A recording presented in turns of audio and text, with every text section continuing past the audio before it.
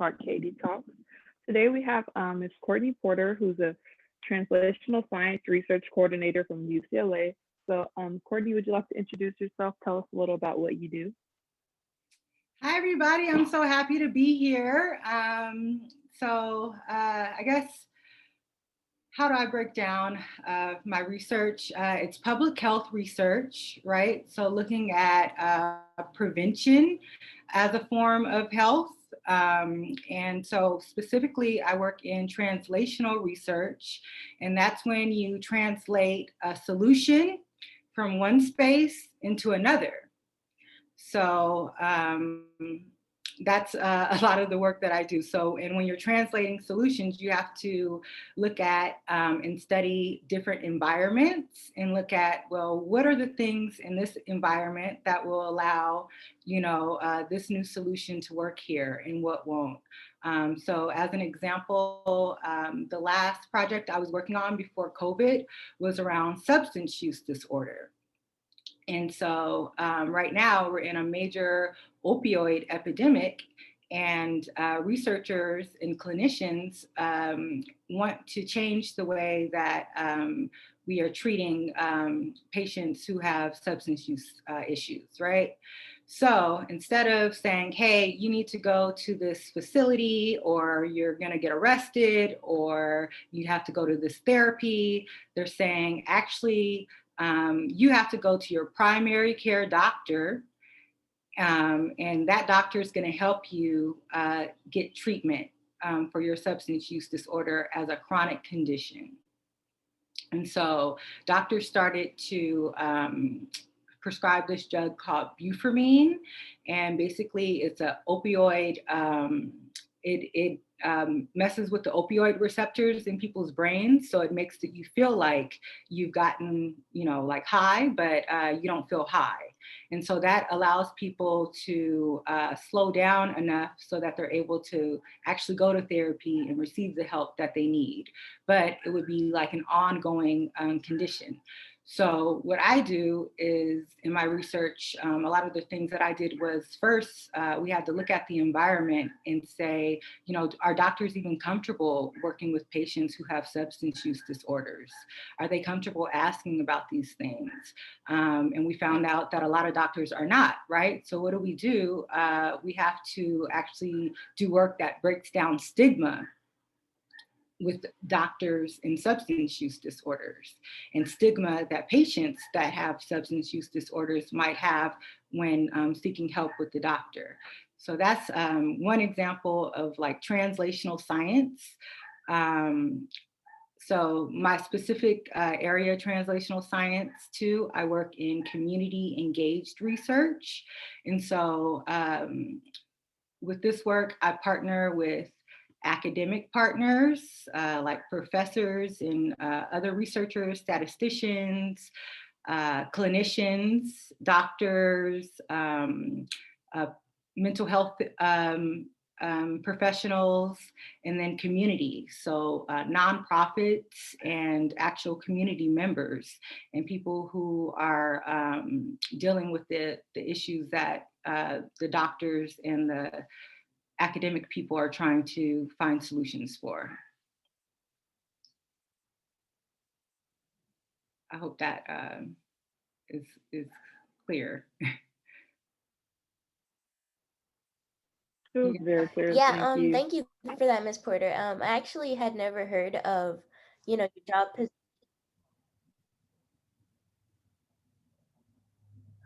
so I had never actually heard of your job position before, you started talking to us today. So, thank you for giving us that little overview.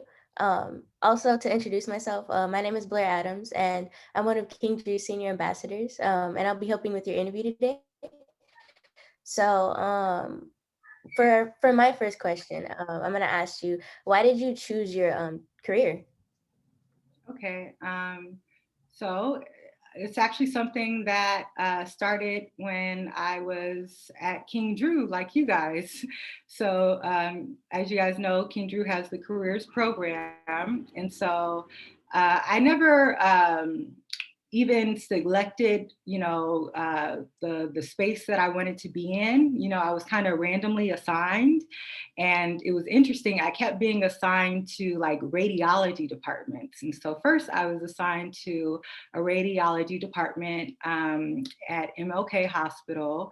And it wasn't a lot for me to do there, but, I tried to like at least be on good behavior, act interested, even if I wasn't, and observe, right?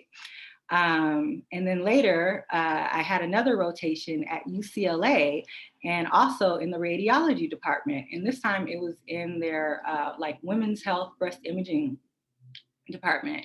And I remember at first I thought it was like so boring, and I was just kind of just doing what I could. There wasn't a lot for me to do. And then one day this doctor, I didn't even know he was a doctor, but this guy walks up to me and he says, "Oh, like, do you work here?" And I introduced myself and let him know I was a King Drew student.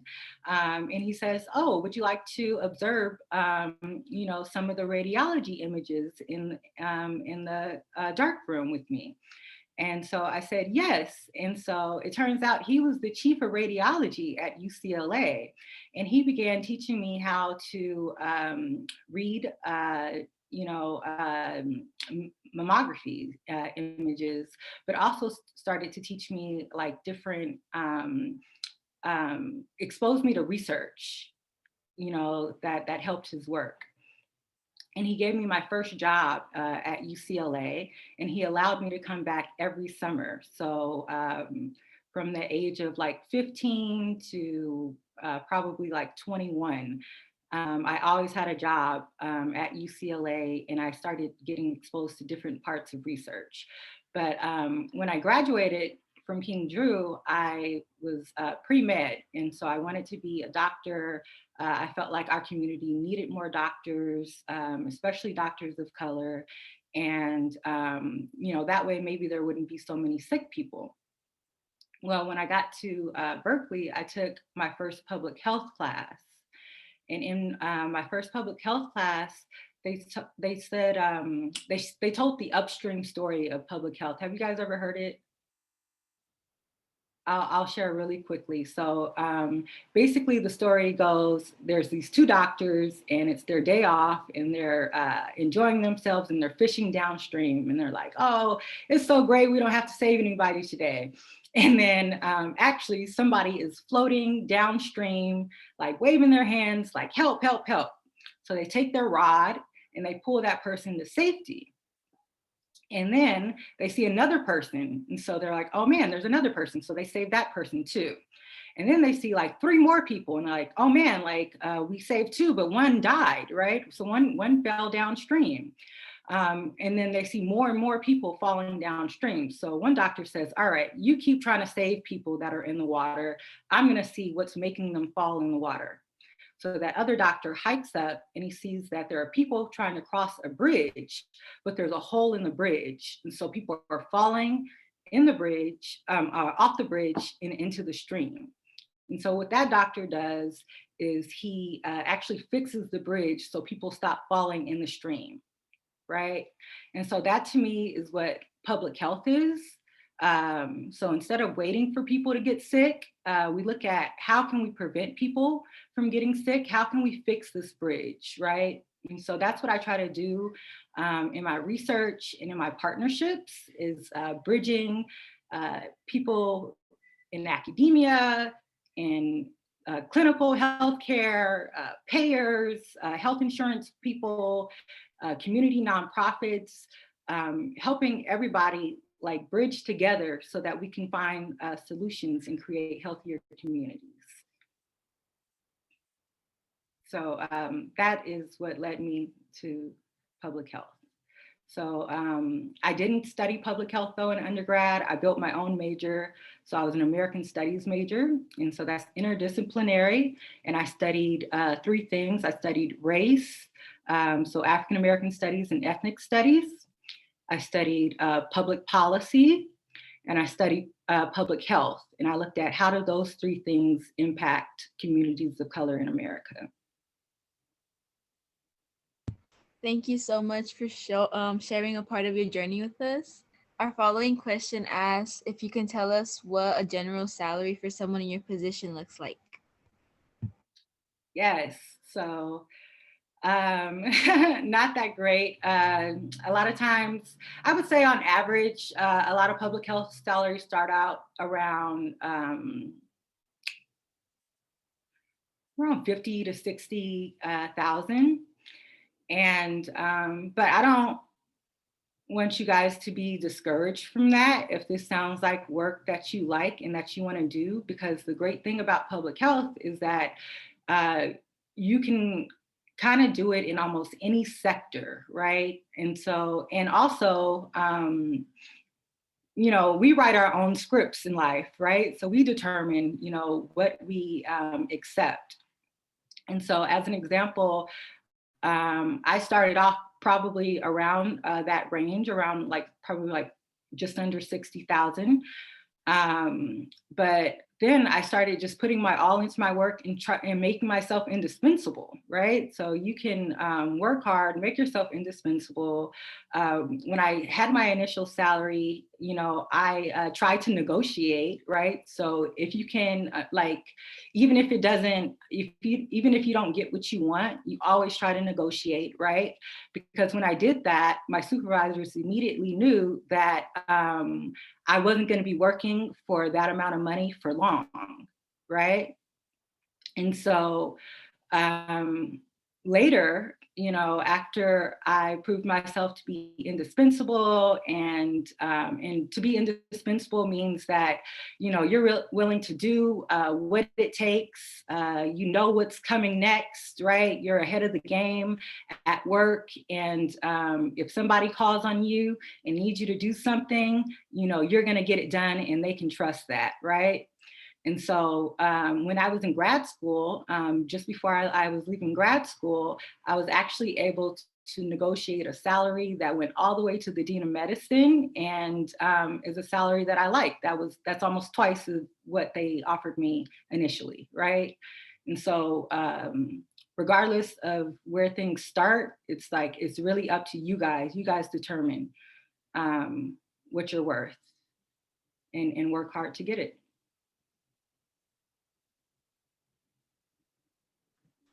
Thank you. Our next question, we know like the pandemic and COVID has affected like literally everybody. So the next question is, what was your career like before COVID-19 and how has it changed?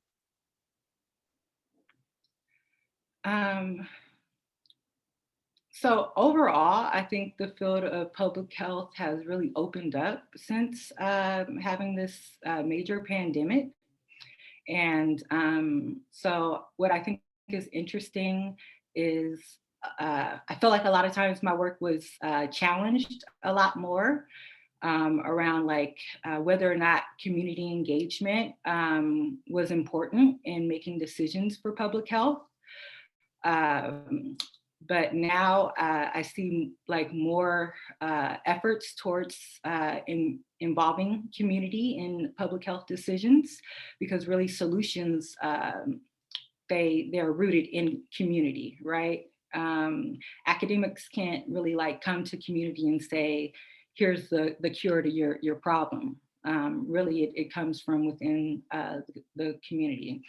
And so something that I think is really cool that's expanded in my work is a lot more collaboration, and a lot more outreach and working with community, and also providing capacity for community members. So for an example, one of the projects that I started working on, it's called Stop COVID, and it's around vaccine hesitancy.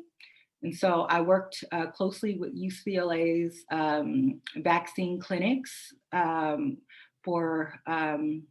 while they were testing the COVID-19 vaccines, and also helping them connect with community so that they could have input, right? So that it would be a vaccine that everybody would be could trust and be willing to take, or figure out what does it take for people to trust, right? And so we actually hired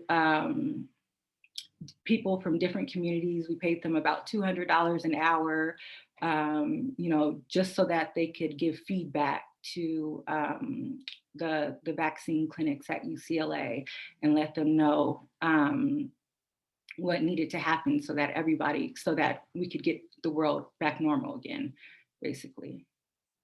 So I would say there's more opportunities than ever now in public health. And more than ever, people are paying more attention to communities of color.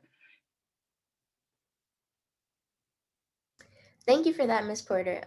I really liked your answer to that question because I like to, hear about how people oriented your job is, and that kind of goes into my next question.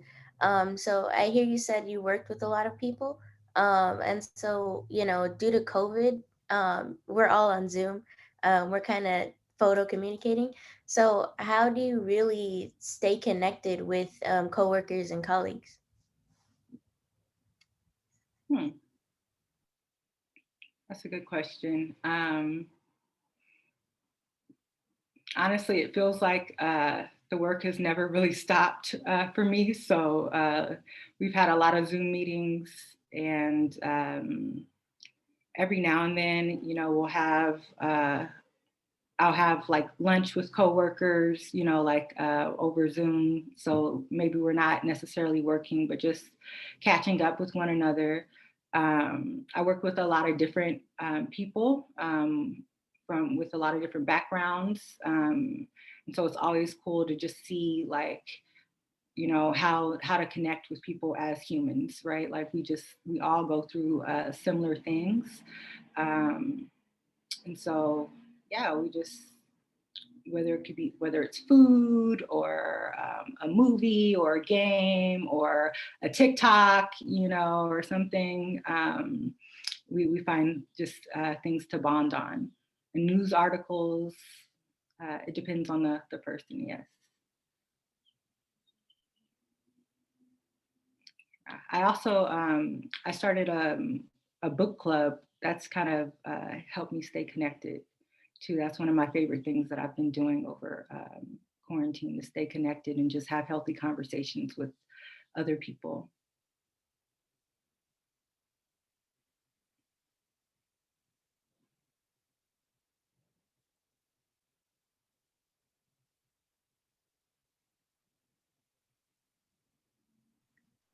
Okay, Sorry. sorry about that. So my next question would be, I know that you decided to, well, I know you're an alum, and so, you're giving your presentation to students that were in your position at one point. So, what key points do you want us to take away from your presentation? Um, Definitely to just always try to show up and be your best and do your best. You never know what type of opportunities will come, from there. I feel like my career has been very organic, and a lot of the opportunities that have opened up have been, me just being present and willing to do my best in support. I want you guys to know that you guys are the future. Um, the world is really, depending on you. You guys are the future bosses. You guys are the future researchers, the future doctors, just everything. Youth, I can't tell you, how important you guys are. And yeah, so I just hope that you know that you are cherished, and I hope that you cherish yourself too, and go for exactly what you want. I guess I would want you to know that you guys really are in charge of your own scripts in life, right? And you guys should be the protagonist of that script. So always talk good about yourself. Never be afraid to go after, your greatest goals and dreams, and always have hope. Thank you for that. It's something that we'll all definitely have at the back of our mind at all times. but we'd like to know what encouraged you to give your presentation to us. Oh, I guess I would say again, because you guys are the future. So I had never heard of public health, or not to this, not to the degree that I'm working in it. I didn't really know that this career existed for myself either. When I was in, not even when I was in undergrad, but also when I was in high school. And so actually one thing that I started doing when I was in graduate school at UCLA, I studied health policy and management. And I started speaking on panels to undergraduate students, and they had no idea that all the work that I was doing even existed. And so I realized that in order for my career and all of the work that I've done to be sustainable, you guys have to know that it exists and have to have exposures and opportunities to be involved. And if any of you guys would like to get involved in public health or learn more about public health, I'd be happy to connect you. Um, and provide any opportunities that I can. So I've actually been able to hire a couple of students with the Department of Medicine at UCLA, just like somebody hired me. And hopefully, yeah, I can help you guys too.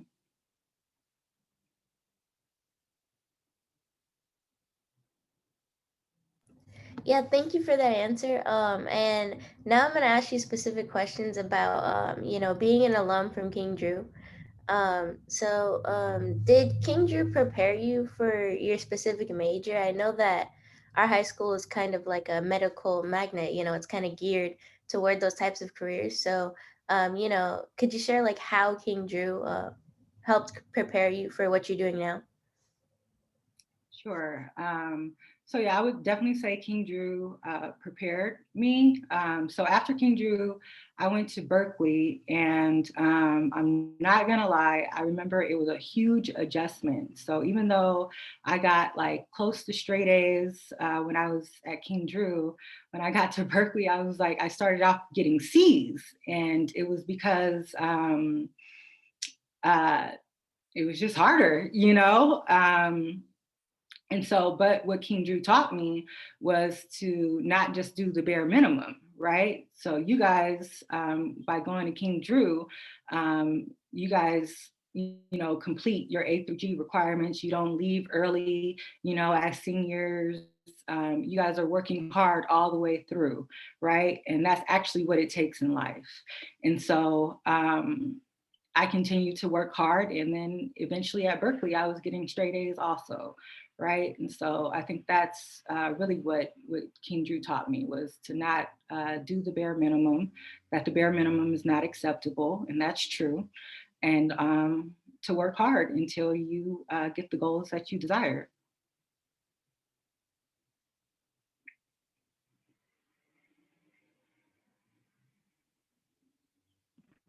And another alumni question.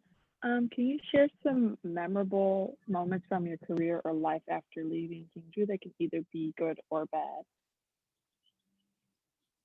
Uh, yeah, some of my favorite memories that I always go back to were so after Berkeley, I graduated in a recession, right? So it was super hard to get a job in public health, especially since I didn't have a master's degree yet.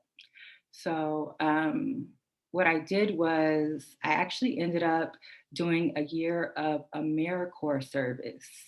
And that was such a cool experience. So AmeriCorps is like a volunteer service in Volunteers of California, and they paid, part of my student loans.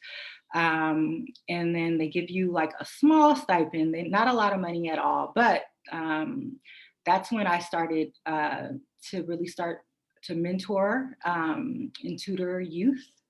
And so I was working in South Los Angeles with a nonprofit organization called the Brotherhood Crusade. And we work with the gang reduction youth development offices in the county of LA. And so I would actually go into schools and, stay in schools with certain students who were like high risk for gang activity.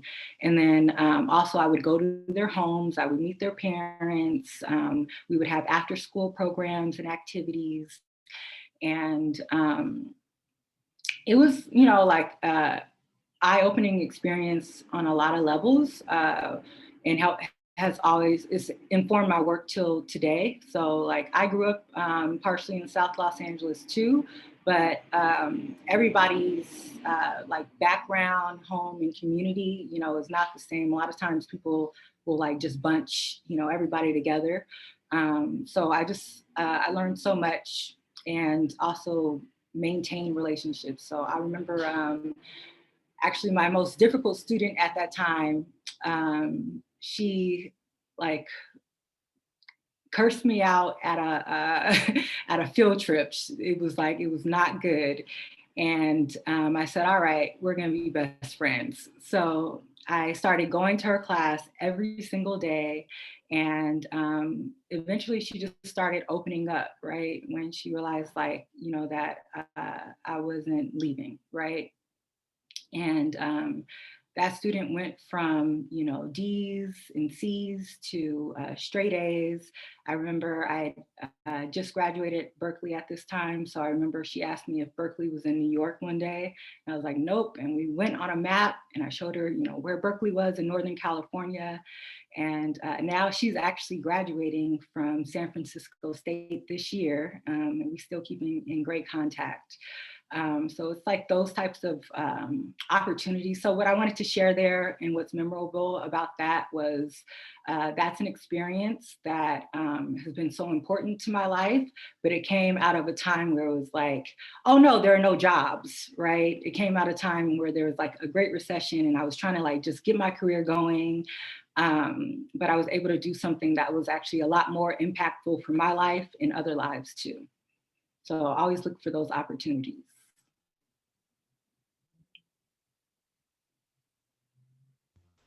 Before closing, before opening up the questions to the other students, I was wondering if you could share any words or like pieces of advice to us all.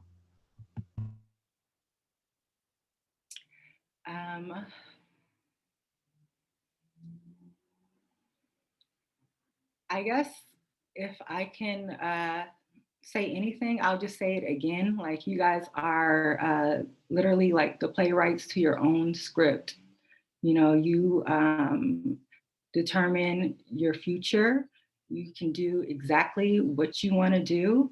And you just can't be, swayed. Never look at society and say, oh, this is all that is offered to me and I can't have what I want. Think about how you can make a change in society so that you and other people, other youth in the future can get exactly what they want. I have a favorite quote that I thought of before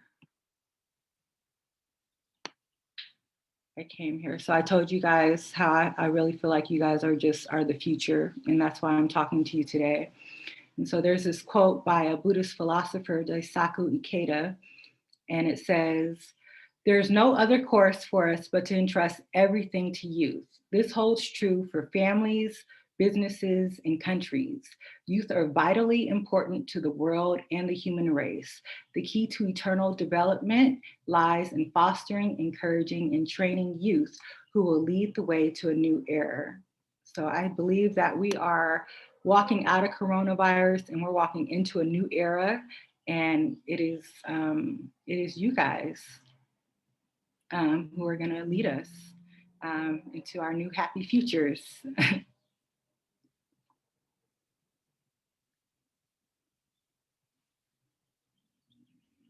Okay, so right now we're just gonna open up the chat for any students that have questions. So students, if you guys have questions for her, please go ahead and type them in the chat, and then we'll read them off, and then you can go ahead and answer them, Courtney.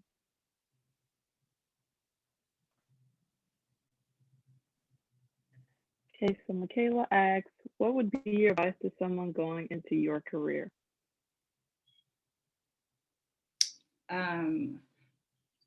My advice would be something else that I think is interesting about public health is that it is actually very small. So I know so many people in the field just from being around. And so I think it would be good to, reach out to people who are already working in the field, ask questions. You guys know what informational interviews are?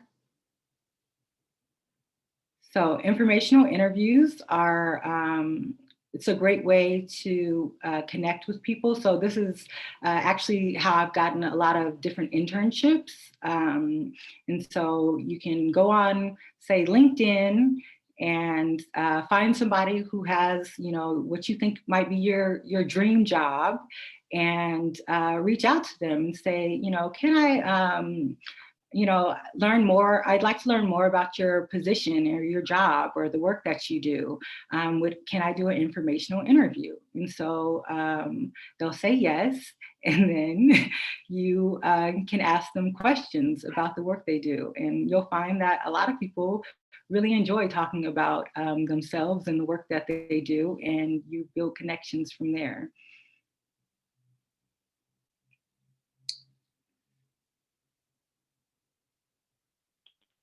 Okay, the next question from Jessica says, would you be willing to go to med school even though you are in public health?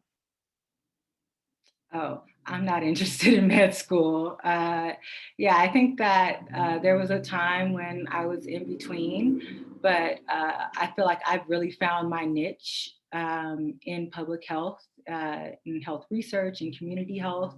I feel like I have, there's plenty of work to do right where I'm at. And so I don't think I really, not that I don't think, I know that practicing medicine isn't for me. But I work with a lot of doctors that also do public health research. So the main doctor that I work with and have worked with for several years. She's an internal medicine specialist, and she works at UCLA and a county hospital called All of You. But she's also over all of our research. So it's possible to do both. Thank you. And the next question says, are you passionate about helping people in your position? Oh, absolutely, yes. I'm passionate about, really finding solutions. I'm passionate about teaching other people and sharing exposures to the field. And I'm passionate about seeing change. And so I've been lucky enough to actually see, some policy changes come from different papers and projects that I've been able to be a part of. And that's incredible to me. Yeah, thank you for the answer, Ms. Porter. So our next question is coming from Rachel, and it asks, what's your greatest accomplishment? Oh, I don't know that my greatest accomplishment has been accomplished just yet, but if of all the things I would say is really the work that I've done with youth and being able to talk to people and let them know that this work exists. And so I have a program called A Healthier Community Starts with Youth, and I mentor youth who are interested in public health, and to see what they do with it is incredible. So one of my youth, she has an interest in public health, but her real passion is law. She wants to be a lawyer. And so she's taken the things that I've taught her around, public health, and she looks at how public health and law interact. And she's been working on, this huge project and looking up arrest records and like all types of, interesting work. So, students, and so I guess to be able to share something or expose something to somebody, and then they take it and they make it their own, and they find ways to help others. Thank you for that, Ms. Porter. I also wanted to let you know that, if you wanted to leave your email with the students, if you wanted to leave, social media, you can definitely type that in the chat if you want to. And so our next question is coming from Jasmine, and it says, how did you know this was the right career for you?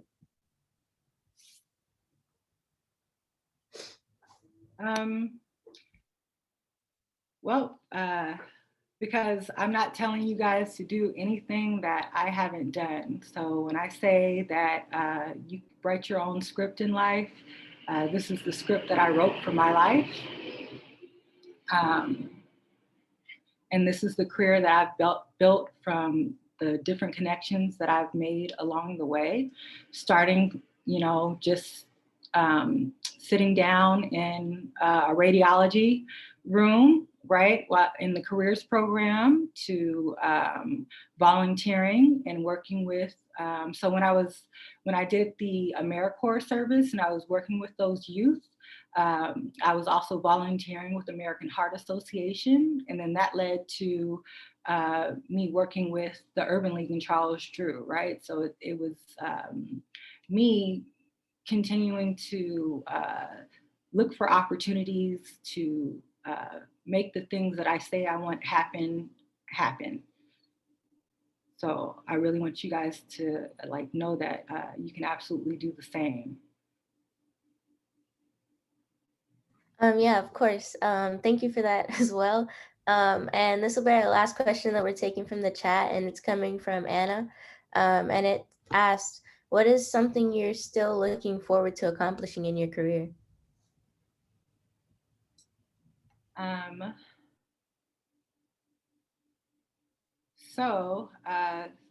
Something really cool that I actually just started doing this quarter is I'm teaching undergraduate students. I'm teaching a course at UCLA. It's called Community Engagement and Social Change, and so that's something that I always saw as like my retirement job, like I'm going to gain all this experience and then I'm just going to be a professor and teach. And so that's still, I feel like I got a taste of my dream a little early, but that's still definitely like my dream is to, after I gotten all of my experiences in the field, to teach to young people.